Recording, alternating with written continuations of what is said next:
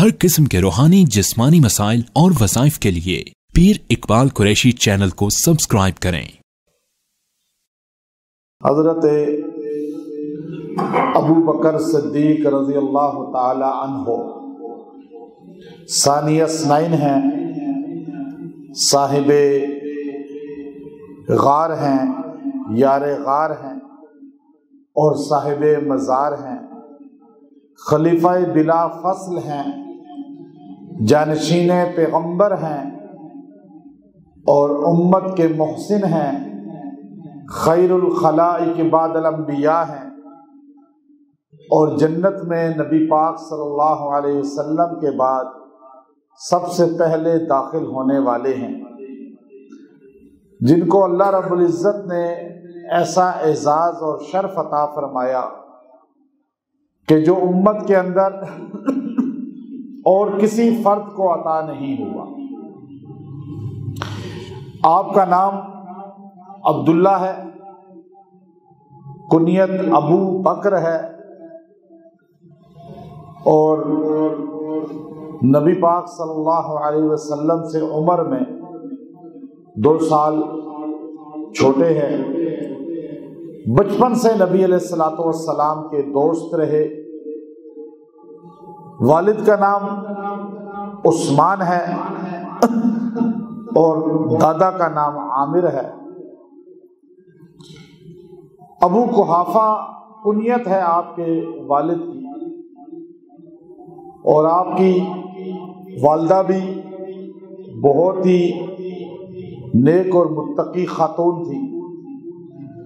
اللہ نے آپ کو ولادت سے پہلے ہی منتخب کیا ہوا تھا کہ آپ کو کس مقصد کے لیے دنیا میں بھیجنا ہے، اور خود جب آپ نے حضور علیہ الصلوۃ والسلام کے دست مبارک پر 39 سال کی عمر میں کلمہ پڑھا اور اسلام میں داخل ہوئے تو آپ کے گھر میں ہلچل مچ گئی، اور آپ کی والدہ کے پاس جا کر والد نے بڑے غصے کے ساتھ کہا کہ آپ کو پتہ ہے آپ کے بیٹے نے کیا کارنامہ سر انجام دیا کہ اس نے اپنے ہاتھوں سے ہمارے خداؤں کو، بتوں کو توڑ دیا اور پاش پاش کر دیا، اور مجھے مکہ کی سرزمین کے لوگوں نے آ کر برا بلا کہا کہ تیرے بیٹے نے ہمارے معبودوں کو، ہمارے مشکل کشاؤں کو پاش پاش کر دیا۔ تو والدہ آگے سے مسکرا کر کہنے لگی کہ آپ کو شاید یاد نہیں ہے وہ بات جو ابو بکر صدیق رضی اللہ تعالی عنہ کی ولادت کے وقت پیش آئی تھی۔ تو والد بھول گئے، پوچھنے لگے وہ کیا بات ہے؟ کہ جب ان کی ولادت ہوئی تو آپ سفر میں تھے، کاروباری سفر شام کی طرف کیا ہوا تھا آپ کا، اور مجھے ایک دم جو ہے ان کی پیدائش کے وقت خوشبو ہی خوشبو محسوس ہونا شروع ہو گئی، اور مجھے ایسے لگا کہ کوئی آس پاس ہے، تو ایک دم ہاتف غیبی سے فرشتوں کی آواز آئی کہ یہ بچہ جو ہے، اب یہ کوئی عام بات نہیں ہے کسی کتاب میں، باقاعدہ طور پر ملا علی قاری رحمت اللہ علیہ نے اس کو نقل فرمایا اور فرشتوں کی ان باتوں کو بھی بیان فرمایا کہ ایک دم آواز آئی کہ یہ بچہ برکتوں والا ہے، اور فی السماء اسمہ صدیق، آسمانوں پہ اس کا نام صدیق ہوا کرے گا، اور زمین میں یہ محمد عربی کا رفیق بن کے چلے گا، اور جنت میں نبی پاک علیہ الصلوۃ والسلام کا رقیب بن کے جائے گا۔ اب یہ اعلان اللہ نے فرشتوں سے ولادت صدیق اکبر کے وقت کرا دیا، پہلے بتا دیا کہ زمین پہ انبیاء صدیق ہوتے تھے پہلے، اللہ محمد عربی صلی اللہ علیہ وسلم کے غلاموں کو صدیق کا لقب دے گا۔ اب آپ کو صدیق اللہ نے بنا کر زمین پر بھیجا، اور یہ تمغہ ایسا ہے جو آسمانوں پہ تو اللہ نے پہلے کا انتخاب کیا ہوا تھا، لیکن زمین پر آپ صلی اللہ علیہ وسلم کی زبان سے یہ ایوارڈ آپ کو ملا، یہ تمغہ آپ کو ملا کہ جب ابو جہل نے آپ کو آتا ہوا دیکھا اور آپ سفر کی وجہ سے تاخیر سے مکہ میں داخل ہوئے، واقعہ معراج ہر ایک مکی کی زبان پر تھا، ابو جہل آگے بڑھ کے کہتا ہے، اے صدیق ابو بکر، اے ابو بکر، تجھے خبر ہے تیرے دوست محمد بن عبداللہ بہت ہی عجیب بات کر رہے ہیں۔ پوچھا عجیب بات کیا ہے؟ کہ پہلے یہ بتا، کوئی بندہ ایک لمحے میں پہلے زمین کے اوپر سے بیت المقدس جائے، پھر وہاں سے ساتوں آسمانوں کی سیر کرے، جنت اور دوزخ کا مشاہدہ کرے اور پھر واپس آ جائے، کیا ایسا ممکن ہے؟ ابو بکر نے فرمایا نہیں، ممکن تو نہیں۔ کہ تیرے دوست محمد بن عبداللہ کہہ رہے ہیں کہ میں بیت المقدس گیا، وہاں سے میں نے پہلا آسمان، پھر ساتوں آسمان، میں نے جنت اور جہنم کا مشاہدہ کیا، پھر میں واپس آیا، کنڈی ہل رہی تھی، پانی بہہ رہا تھا اور وقت رک چکا تھا۔ فرمایا اگر کوئی عام آدمی کہے ابو بکر یقین نہیں کرے گا، لیکن محمد صلی اللہ علیہ وسلم کوئی عام آدمی تو نہیں ہے، کوئی عام بشر تو نہیں ہے، کوئی عام انسان تو نہیں ہے، وہ بولتے ہیں جو رب کہتا ہے۔ میں ابو بکر بغیر پوچھے، بغیر دلیل مانگے آج برملا کفار کی مجلس میں اظہار کرتا ہوں کہ محمد بھی سچے ہیں اور ان کا کہنا بھی سچا ہے۔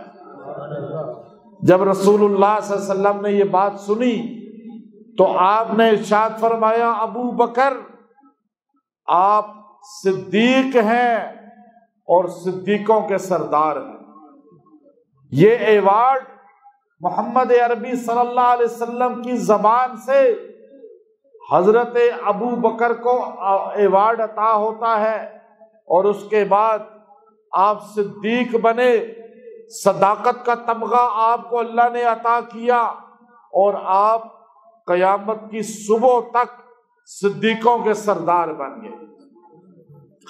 اب آپ کی قربانیاں، آپ نے پہلے مردوں میں کلمہ پڑھا، مردوں میں پہلے کلمہ پڑھنے والے بنے، آپ نے اپنا مال بھی قربان کیا، جان بھی قربان کی، اولاد بھی قربان کی، اپنا سب کچھ نبی پاک صلی اللہ علیہ وسلم کے لیے وقف کر دیا۔ جتنا پیسہ 40,000 دینار تھے آپ کے پاس بینک بیلنس، 6 بڑی ریشم کی دکانیں تھیں، سارا مال حضور علیہ السلام کے لیے وقف کرنا شروع کیا، یہاں تک کہ جب 40,000 دینار صرف ہو گئے، خرچ ہو گئے، تو آپ کے والد ابو قحافہ کو کسی نے بتایا کہ تیرے بیٹے نے تو سارا پیسہ اپنے نام اور نمود کے لیے خرچ کر دیا، غریب لوگوں کو خرید کر آزاد کر رہا ہے، جن کا کوئی معاشرے میں نام نہیں، سٹیٹس نہیں۔ آپ صلی اللہ علیہ وسلم نے حضرت خباب کا کہا، صدیق اکبر نے خرید کے آزاد کیا، بلال کا کہا، صدیق اکبر نے خرید کر آزاد کیا، حضرت زنیرہ کا کہا، خرید کر آزاد کیا، ابو فقیہ کا کہا، صدیق اکبر نے خرید کر آزاد کیا، آل یاسر کا کہا، خرید کر آزاد کیا۔ وہ لوگ جو مکہ کی سرزمین میں جن کا کوئی سٹیٹس نہیں تھا، کوئی نام نہیں تھا، کوئی خاندان نہیں تھا، کوئی اتنا مضبوط ان کے پاس سہارا نہیں تھا، ابو بکر نے ان کو خریدا، آزاد کیا، پھر خریدا، آزاد کیا، 40,000 دینار خرچ کر دیے، صرف اس لیے کہ یہ محمد عربی صلی اللہ علیہ وسلم کی چاہت ہے کہ بلال آزاد ہو جائیں۔ ابو بکر نے چاہت پر اپنی چاہت کو قربان کیا۔ وہ منشأ نبوت سمجھتے تھے، وہ رسول اللہ صلی اللہ علیہ وسلم کی چاہت کو سمجھتے تھے، اس لیے ابو بکر نے اپنے مال کو نہیں دیکھا، پیغمبر کی آرزو کو دیکھا، چاہت کو دیکھا۔ جب ایک کو بھی آزاد کیا، دوسرے کو بھی آزاد کیا، 10 غلام آزاد کر دیے، 40,000 دینار کوئی عام رقم نہیں تھی۔ اس زمانے میں دینار سونے کی سکے کو بولتے تھے جو آدھے تولے کے قریب ہوتا تھا۔ اتنی بڑی رقم جب خرچ کر دی، ابو قحافہ غصے کے عالم میں ابو بکر کے پاس آتے ہیں۔ مجمع کے اندر آپ بیٹھے ہوئے تھے، مطاف میں آپ تشریف فرما تھے اور تبلیغ اسلام کر رہے تھے۔ ابو قحافہ نے سارے مشرکین کفار کی مجلس میں آپ کو ڈانٹنا شروع کر دیا، برا کہنا شروع کر دیا۔ ابو بکر، تو نے پیسہ اس لیے لگایا کہ لوگ تجھے بڑا نام والا کہیں، خرچ کرنے والا کہیں، صدقہ کرنے والا کہیں، اور تو نے ان غریب لوگوں پہ پیسہ لگایا، تیرا کیا نام ہوگا؟ پیسہ ضائع کر دیا۔ اب آپ کو والد نے ڈانٹا، آپ خاموش ہو کے سنتے رہے کہ والد کہہ رہا ہے کہ آپ نام پیدا کرنے کے لیے کر رہے ہیں، آپ نمود کے لیے کر رہے ہیں، نمائش کر رہے ہیں اپنے خیرات کرنے کی۔ ادھر والد یہ کہہ رہا ہے اور کافر ہنس رہے ہیں، لیکن خلاق عالم رب کریم، عرش کا مالک، فرش کا مالک، رب ذوالجلال عرش پہ خاموش نہیں ہے۔ ایک دم جبرائیل کو زمین پر بھیجتا ہے اور وہ پیغمبر علیہ السلام پہ قرآن کی آیات کا نزول کرتے ہیں۔ وَسَيُجَنَّبُهَا الْأَتْقَى الَّذِي يُؤْتِي مَالَهُ يَتَزَكَّى وَمَا لِأَحَدٍ عِندَهُ مِن نِعْمَةٍ تُجْزَى إِلَّا ابْتِغَاءَ وَجْهِ رَبِّهِ الْأَعْلَى وَلَسَوْفَ يَرْضَى۔ اللہ نے فرمایا کہ یہ وہ ہے جس کو اللہ نے دوزخ سے بچا لیا ہے۔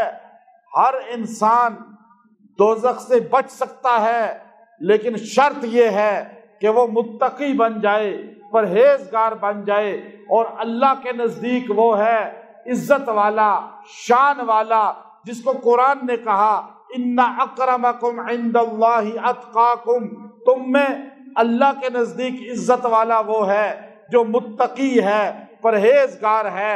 اب یہاں اتقا کہا، ادھر پوچھا، قرآن نے خود نازل فرمایا کہ کائنات میں سب سے بڑا متقی کون ہے، اتقا کون ہے۔ جیسے آپ کہتے ہیں کبیر بہت ہیں، اکبر صرف اللہ ہے، آپ کہتے ہیں حسین بہت ہیں، احسن صرف محمد عربی ہیں، اسی طرح جب آپ کہتے ہیں سارے حاجی متقی ہیں، سارے نمازی متقی ہیں، سارے ولی متقی ہیں، سارے صحابی متقی ہیں، لیکن کائنات میں نبیوں کے بعد سب سے بڑا متقی کون ہے؟ تو قرآن نے کہا وَسَيُجَنَّبُهَا الْأَتْقَى، کائنات میں سب سے بڑا متقی اتقا، اس میں تفضیل کا صیغہ ہے، سب سے بڑا متقی اگر کوئی ہے تو وہ ابو بکر صدیق ہیں۔ ابو بکر سے بڑا متقی کوئی نہیں، اتقا کوئی نہیں۔ اور سورہ لیل کو اسی لیے مفسرین نے لکھا کہ اسے سورہ صدیق کہا جاتا ہے۔ اس میں شان ابو بکر آپ کو ملے گی، شان صدیق آپ کو ملے گی۔ تو فرمایا وَسَيُجَنَّبُهَا الْأَتْقَى الَّذِي، اور اعتراض کیا۔ پہلے تو اللہ نے کہا میں ایوارڈ دیتا ہوں، تمغہ دیتا ہوں کہ کائنات میں نبیوں کے بعد اگر کوئی اتقا ہے، متقی ہے، تو وہ کون ہے؟ حضرت ابو بکر۔ پھر آگے فرمایا تقوی کی گارنٹی اللہ دے رہا ہے، آپ متقی ہیں، میں متقی ہوں یا اور متقی کوئی ہے، یہ گارنٹی نہیں، اللہ نہیں دے رہا، لوگ خود ایک دوسرے کی گارنٹیاں دیتے ہیں۔ کائنات میں ایک شخص ہے جس کی صحابیت کی گارنٹی بھی اللہ دے رہا ہے، جس کے تقوی کی گارنٹی بھی کون دے رہا ہے؟ اچھا، سارے صحابہ ہیں لیکن ان کے لیے اللہ نے نہیں کہا کہ یہ نبی کا صحابی ہے، نبی نے کہا میرا صحابی ہے، امت نے کہا نبی کا صحابی ہے، لیکن ابو بکر وہ ہیں جن کو قرآن نے کہا اذ یقول لصاحبہ، جب غار میں آپ نے اپنے صحابی سے کہا۔ امام ابو حنیفہ نے فرمایا کہ ابو بکر کی صحابیت قرآن کی نص سے ثابت ہے، جو ابو بکر کو صحابی نہ مانے، جنتی نہ مانے، اور حضور علیہ الصلوۃ والسلام کا صحبت یافتہ رفیق نہ مانے، آپ کی صحابیت کا انکار کرے، وہ اسلام سے خارج ہے، قرآن کا منکر مسلمان نہیں ہوتا۔ ابو بکر کا تقوی قرآن سے ثابت، خالی تقوی نہیں، اتقا، آپ تقوی والوں میں سب سے ٹاپ کے ہیں، اتقا ہیں۔ ابو بکر صدیق کی صحابیت قرآن سے ثابت، اور اللہ نے کہا وَسَيُجَنَّبُهَا الْأَتْقَى الَّذِي يُؤْتِي مَالَهُ يَتَزَكَّى وَمَا لِأَحَدٍ عِندَهُ مِن نِعْمَةٍ تُجْزَى، یہ جو آپ نے خرچ کیا ہے یا آپ نے غلام خریدے ہیں، آزاد کیے ہیں، یہ فضول نہیں ہے، یہ اللہ کی رضا کے لیے ہے، إِلَّا ابْتِغَاءَ وَجْهِ رَبِّهِ الْأَعْلَى، کہ اللہ مجھ سے راضی ہو جائے، یہ میری رضا کے لیے مال آپ نے لگایا، میری رضا کے لیے آپ نے یہ 10 غلام آزاد کیے، وَلَسَوْفَ يَرْضَى وَلَسَوْفَ يُؤْتِيكَ رَبُّكَ فَتَرْضَى وَلَسَوْفَ يَرْضَى۔ عجیب بات ہے، سورہ صدیق ہے ایک اور ایک سورہ رسول ہے، دونوں صورتیں بھی ملی ہوئی ہیں، دونوں میں سورہ لیل میں شان ابو بکر، سورہ ضحیٰ میں شان رسول اللہ صلی اللہ علیہ وسلم۔ امام راضی نے کہا سورہ لیل کا نام سورہ صدیق ہے، امام راضی نے کہا سورۃ الضحیٰ کا نام سورہ رسول ہے۔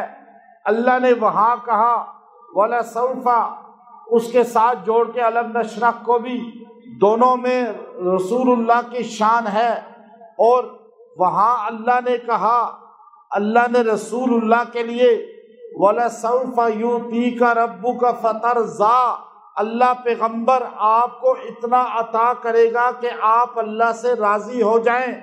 ابو بکر کے لیے اللہ نے کہا وَلَسَوْفَ يَرْضَى، اور پیغمبر آپ کے ابو بکر کی شان یہ ہے کہ اللہ ان سے راضی ہو گیا۔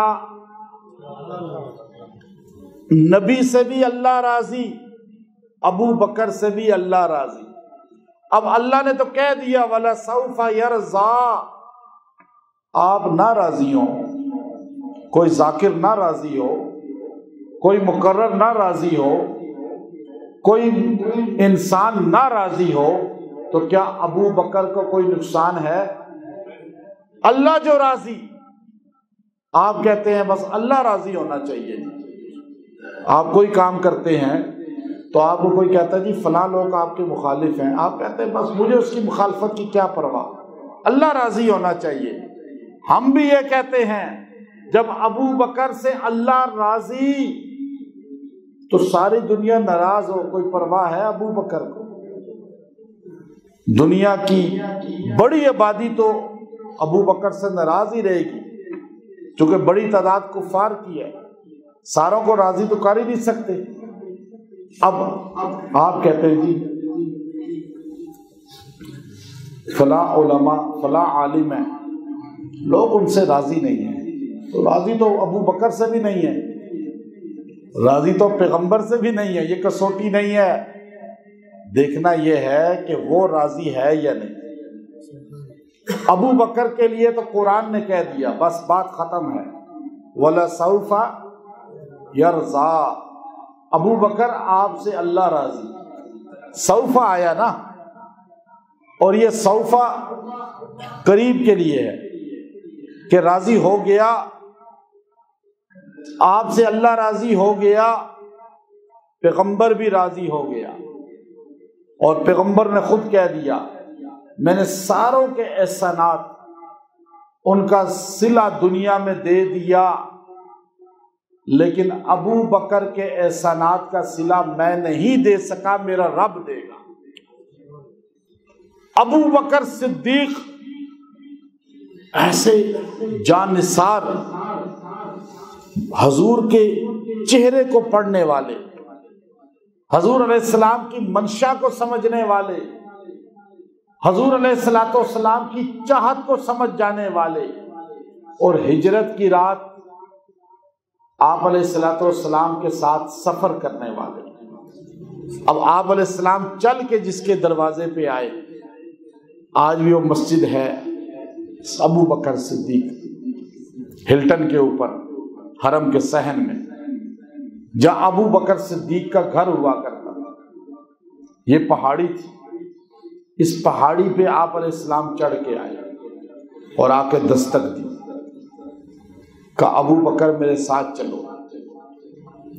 یا رسول اللہ آپ نے پہلے نہیں بتایا، یہ جملہ نہیں کہا چلو، جوتے جو پہنے تھے وہی پہن کے نکل گئے۔ آواز دے دی اندر، کوئی گھوڑا نہیں لیا، کوئی اونٹ نہیں لیا، کوئی پیسہ پاس نہیں لیا، جس حالت میں تھے اسی حالت میں چل دیے، چونکہ تیاری کا موقع ہی نہیں۔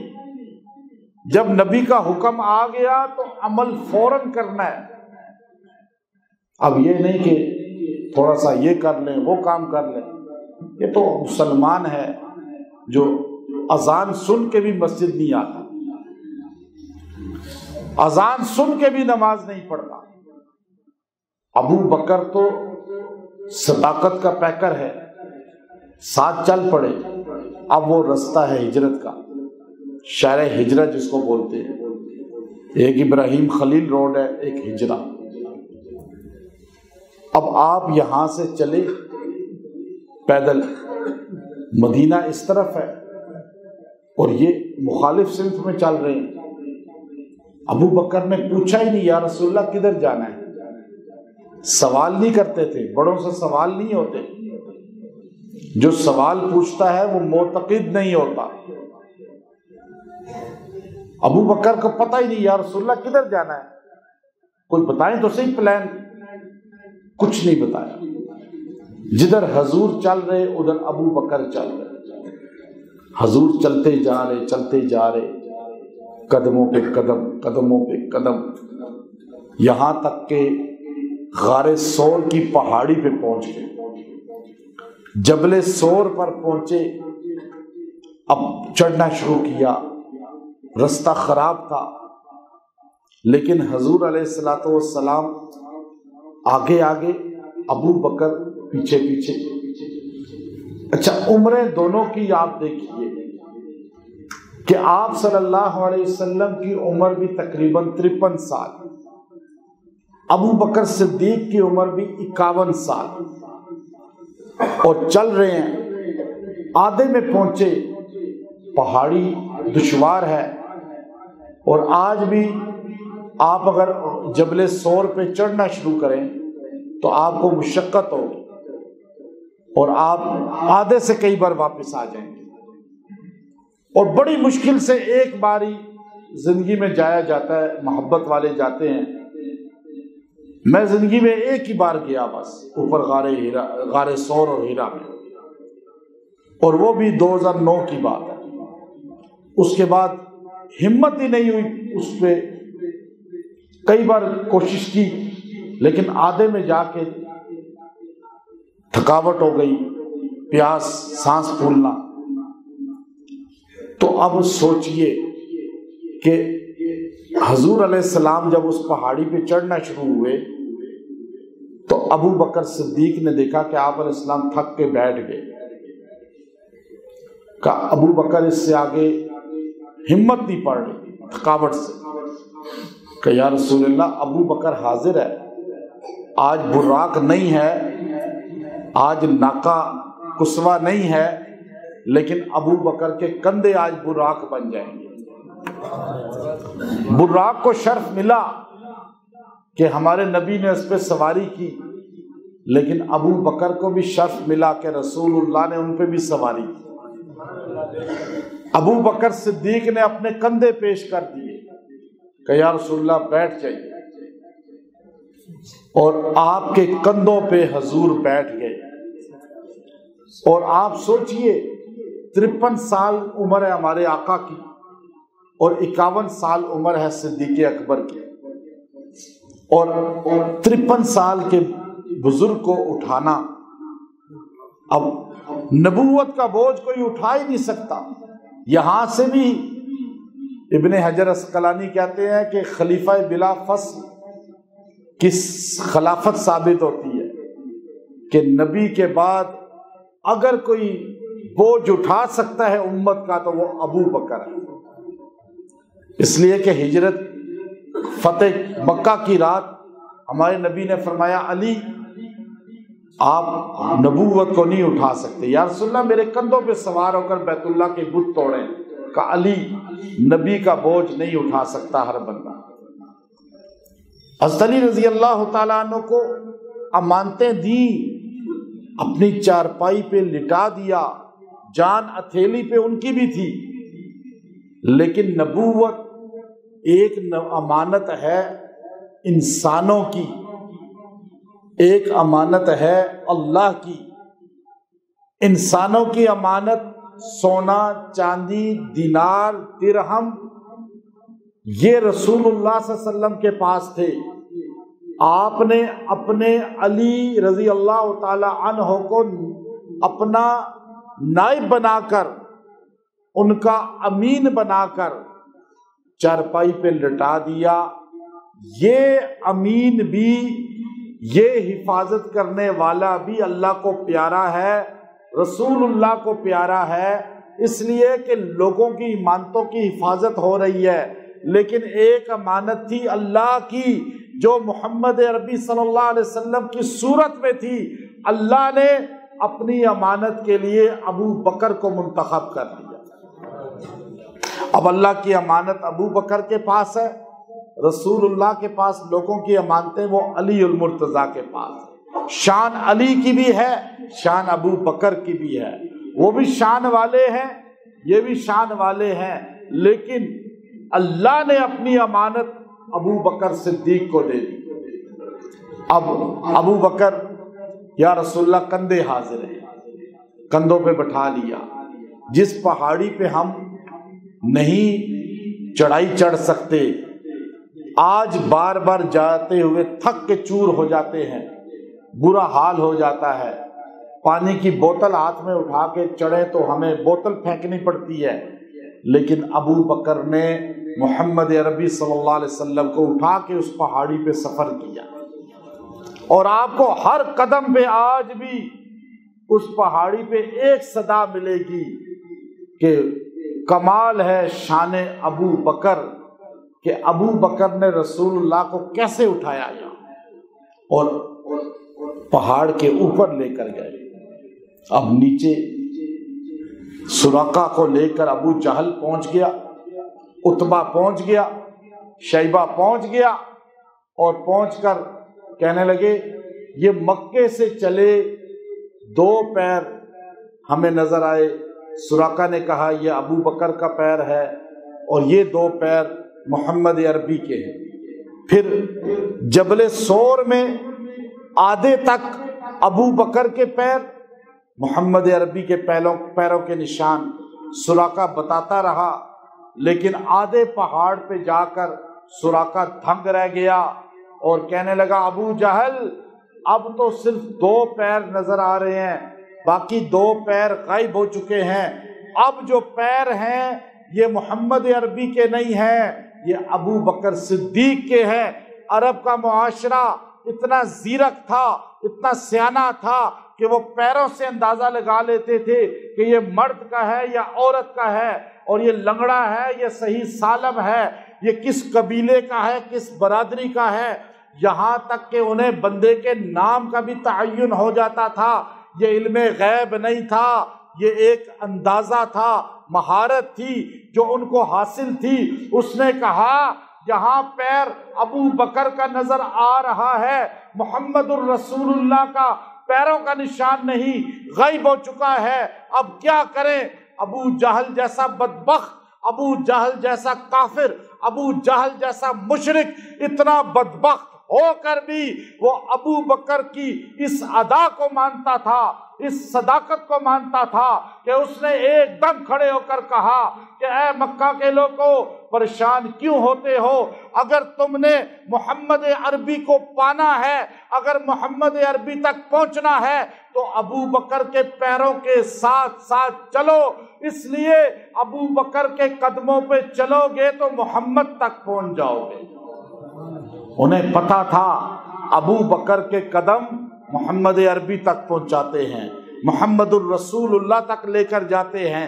آج اگر آپ کو گنبد خضرا تک پہنچنا ہے، آج اگر آپ کو جنت کے رستے پہ چلنا ہے، اگر آج آپ کو حوض کوثر تک پہنچنا ہے، اگر آج آپ کو رسول اللہ صلی اللہ علیہ وسلم کی شفاعت تک پہنچنا ہے، آج اگر آپ کو مقام محمود تک پہنچنا ہے تو ابو بکر صدیق کے قدموں کے نشانات کی نقل کرنی پڑے گی، ان کے مطابق چلنا پڑے گا۔ جس کے پاس ابو بکر نہیں ہے اس کو کبھی شفاعت رسول نہیں ملے گی، نہ روضہ رسول پہ کھڑے ہو کر اور نہ آخر میں جنت کے داخلے کے وقت نبی کی شفاعت اسی کو ملے گی جس کے دل میں ابو بکر کا پیار ہوگا۔ کیوں؟ ابو بکر کے بغیر تو رسول اللہ ملتے نہیں، نہ غار میں اور نہ مزار میں۔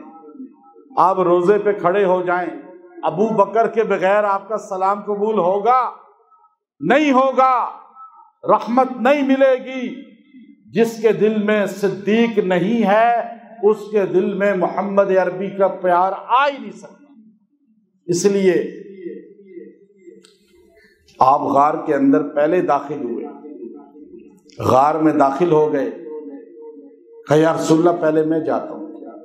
غار میں جا کے بیٹھے، صفائی کی، سارے سوراخ بند کیے، اور پھر حضور علیہ الصلوۃ والسلام کو اندر بلایا۔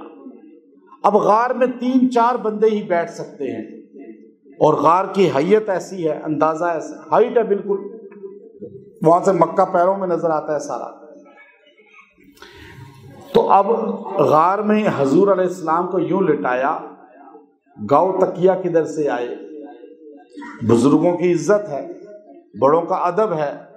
ابو بکر صدیق بچپن کے دوست ہیں، لیکن مقام مصطفیٰ کو دیکھ کر آپ کے لیے ایک دم اپنی گود پیش کر دیتے ہیں، اور آپ گود اپنی سامنے رکھتے ہیں، رسول اللہ صلی اللہ علیہ وسلم کا سر مبارک اپنی گود میں رکھتے ہیں، اور آپ علیہ الصلوۃ والسلام کو کس طرح جو ہے انداز میں، مالش کا انداز، تھپکی کا انداز، کہ آپ کو نیند آئے تاکہ آپ آرام فرما لیں، یہاں تک کہ رسول اللہ صلی اللہ علیہ وسلم سو جاتے ہیں، آرام فرماتے ہیں، لیکن ادھر سارے سوراخ بند کر دیے غار کے، لیکن آپ کا کپڑا چونکہ ختم ہو چکا تھا، ایک سوراخ غار کا باقی تھا، آپ نے اپنا پیر وہاں رکھ دیا کہ یہاں سے کوئی موذی چیز باہر نہ نکلے۔ اب وہ سانپ نکلنے کے لیے بار بار کوشش کر رہا تھا، آپ کی پنڈلی پہ ڈس رہا تھا اور ڈسے جا رہا تھا، آپ تکلیف کو برداشت کر رہے تھے، پیروں کو ہلاتے نہیں تھے۔ اگر میں پیر ہلا دیتا ہوں، سرکار دو عالم صلی اللہ علیہ وسلم کی آنکھ کھل جائے گی اور آپ کی نیند میں ایک بہت بڑی رکاوٹ آ جائے گی اور حضور علیہ السلام کو زحمت ہوگی. آپ تکلیف برداشت کرتے رہے یہاں تک کہ تکلیف کی شدت سے آپ کے آنسو آپ کی رخساروں سے ہوتے ہوئے سرکار دو عالم صلی اللہ علیہ وسلم کے رخسار مبارک پہ جا گرے. حضور علیہ السلام کا چہرہ 14ویں کے چاند کی طرح چمک رہا تھا. ابو بکر حضور کا چہرہ دیکھ رہے تھے. آپ سوچئے، ابن حجر اسقلانی لکھتے ہیں جب رسول اللہ کا سر مبارک ابو بکر صدیق کی گود میں تھا ایسے لگتا تھا جیسے قرآن پاک رحل میں کھلا ہوا ہو. کہ ابو بکر رسول اللہ کو دیکھ رہے. 3 دن تک ابو بکر نے ڈٹ کے رسول اللہ صلی اللہ علیہ وسلم کا چہرہ دیکھا اور رسول اللہ صلی اللہ علیہ وسلم نے ابو بکر کا چہرہ دیکھا. 3 دن غار میں گزارے. عمر فرمایا کرتے تھے، عمر بن خطاب رضی اللہ تعالیٰ عنہ کو رسول اللہ صلی اللہ علیہ وسلم نے فرمایا کہ آسمان پہ جتنے ستارے ہیں ان سے زیادہ تیری نیکیاں ہیں. عمر رضی اللہ تعالیٰ عنہ حضرت ابو بکر سے کہتے تھے، ابو بکر میرے سے سودا کر لو، میرے سے ایک تجارت کر لو. کہا تجارت کیا کروں؟ کہا میری ساری زندگی کی نیکیاں لے لو اور غار سور کی ایک رات جو تم نے رسول اللہ صلی اللہ علیہ وسلم کو اپنی گود میں لٹایا تھا اور حضور کا چہرہ دیکھا تھا، حضور کا دفاع کیا تھا، وہ ایک رات کی عبادت دے دو، میں سمجھتا ہوں میری جنت یقینی بن جائے گی. اتنا بڑا شرف اللہ نے ابو بکر کو دے دیا اور آپ گود میں لٹا رہے. اب ادھر دہانے پہ پہنچ گئے مشرک. اب وہ یوں بیٹھ کے دیکھیں تو اندر نظر آ جائیں، لیکن وہ کبوتری نے انڈے دے دیے، مکڑی نے جالا بنا دیا. انہوں نے کہا یہ بوسیدہ یہاں اندر کون ہوگا؟ اور وہ بیٹھ کے قضائے حاجت کر رہے مشرک. اب آپ پریشان ہو گئے کہ اب اگر وہ یوں نیچے ہو کے دیکھیں گے تو ان کو اندر میں اور رسول اللہ صلی اللہ علیہ وسلم نظر آ جائیں گے. اب کہا یا رسول اللہ اب کیا ہوگا؟ ہمیں ان کے پیر نظر آ رہے ہیں، پیر ان کے نظر آ رہے ہیں، وہ نیچے بیٹھے گا تو ہم اس کو یوں نظر آ جائیں گے. یا رسول اللہ اب کیا ہوگا؟ اللہ نے وہ جملہ اپنے نبی پہ نازل کیا کہ اگر اس کا وظیفہ بھی آپ کو بتا دوں، یہ اتنا طاقتور عمل ہے کہ دشمن آپ کو کبھی نقصان نہیں پہنچا سکے. اور اللہ تعالیٰ نے صدیق اکبر رضی اللہ تعالیٰ عنہ کو ایسی تسلی دی. ایک تو فرمایا ثانی اثنین، اسی وقت قرآن نازل ہوا، حضور نے جو جملہ کہا ثانی اثنین اذ ہما فی الغار، غار کے اندر وہ 2 میں دوسرا، یعنی نبی اور صدیق کو اللہ نے جوڑ دیا. ثانی اثنین، ثانی دوسرے کو کہتے ہیں، اثنین بھی دوسرے کو کہتے ہیں، یعنی دونوں کا دوسرا، حضور کا دوسرا ابو بکر، ابو بکر کے دوسرے رسول اللہ. یہ نہیں کہ یا رسول اللہ آپ کے ساتھ جو دوسرا. ایسا شان ہے ابو بکر کی اس میں کہ مولانا ابو الحسن رحمت اللہ علیہ بہت بڑے بزرگ گزرے ہیں پنجاب کے، انہوں نے باقاعدہ کتاب بھی لکھی ہے. انہوں نے کہا اللہ نے ایسی باکمال انداز میں کہا ثانی اثنین، یہ دوسرا ہے دونوں میں سے. اب دونوں کا ذکر، دونوں میں حضور بھی آ گئے، ابو بکر بھی آ گئے. حضور کے دوسرے ابو بکر، ابو بکر کے ساتھ دوسرے رسول اللہ. اللہ نے دونوں کی شان واضح کر دی. جو نبی سے پیار کرے گا وہ ابو بکر سے پیار کرے گا، جو نبی کی شان مانے گا وہ ابو بکر کی شان مانے گا. تو اس لیے فرمایا اذ ہما فی الغار، جو آپ کے ساتھ اس غار میں ہے، غار بھی سور والا، اس کا ذکر قرآن میں کر دیا. اذ یقولو، جب آپ نے کہا لصاحبہ، اپنے اس صحابی کو، اذ یقول لصاحبہ، اپنے صحابی کو کہا لا تحزن، غم مت کر، ان اللہ معنا، اللہ ہم دونوں کے ساتھ ہے، ثانی میں بھی دونوں آ گئے اور ماں میں بھی دونوں آ گئے۔ فرمایا لا تحزن ان اللہ معنا، معیہ نہیں کہا۔ وہاں موسیٰ علیہ السلام حواری کہنے لگے آپ فقتل انت وربک فقاتلا انا ہاہنا قاعدون، آپ اور آپ کا رب لڑے، ہم بیٹھتے ہیں، فتح ہو گئی، ہم آگے آ جائیں گے۔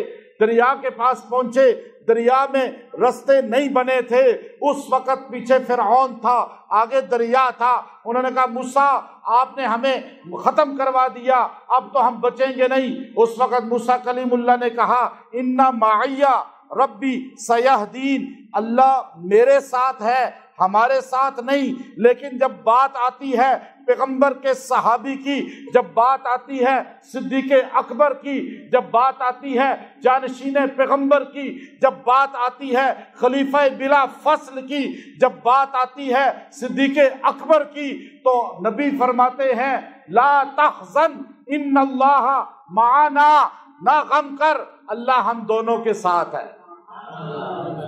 نبی کے ساتھ ہے تو اگر حضور نے کہہ دیا اللہ ہم دونوں کے ساتھ ہے، تو آج اللہ کس کے ساتھ ہے؟ ابو بکر کے ساتھ آج بھی ہے، اس لیے کہ آج بھی ابو بکر نبی کے ساتھ ہے۔ اس وقت کے کافر کوشش کرتے رہے ابو بکر کو الگ کریں، الگ کرنے کے لیے پہنچ گئے، الگ کرنے کے لیے اسلحہ لے کر آ گئے، بندے لے کر آ گئے، غار تک پہنچ گئے، لیکن ابو بکر صدیق پریشان ہوئے۔ حضور نے فرمایا ابو بکر لا تحزن، پریشان نہیں ہونا، اس لیے کہ اللہ ہم دونوں کے ساتھ ہے اور اللہ تجھے مجھ سے جدا نہیں کرے گا۔ اس آیت کی تشریح ہمیں بتاتی ہے آج بھی پیغمبر کے ساتھ ابو بکر ہے، اس لیے کہ کوئی بندہ جدا نہیں کر سکتا۔ بڑے لوگوں نے پلاننگ کی ہوئی ہے، سوچیں بنائی ہوئی ہیں، عقیدے بنائے ہوئے ہیں، نظریے بنائے ہوئے ہیں کہ کسی طرح ابو بکر کو رسول اللہ کے روضے سے جدا کریں، لیکن کیسے کریں کہ آج بھی اللہ ابو بکر کے ساتھ ہے اور ابو بکر رسول اللہ کے ساتھ ہے۔ اللہ کی امانت کی حفاظت ابو بکر نے کی۔ غار ثور میں حضور نے فرمایا ابو بکر اب قیامت تک تیری حفاظت میں کروں گا روزہ رسول میں۔ غار ثور میں اللہ کی امانت کی حفاظت کی ابو بکر صدیق نے، اور آج بھی روزے میں حفاظت ہو رہی ہے ابو بکر کی، اور حفاظت کا نظام ہے اللہ کا۔ اور جانے والے جہاں رسول اللہ کا ذکر کرتے ہیں تو وہاں ساتھ ابو بکر کا بھی ذکر کرتے ہیں۔ تو اب یہ انشاءاللہ ہمارا چلے گا اگلا جمعہ بھی کہ ابو بکر کیوں کہتے ہیں، انشاءاللہ وہ آپ کو تفصیل سے بتاؤں گا۔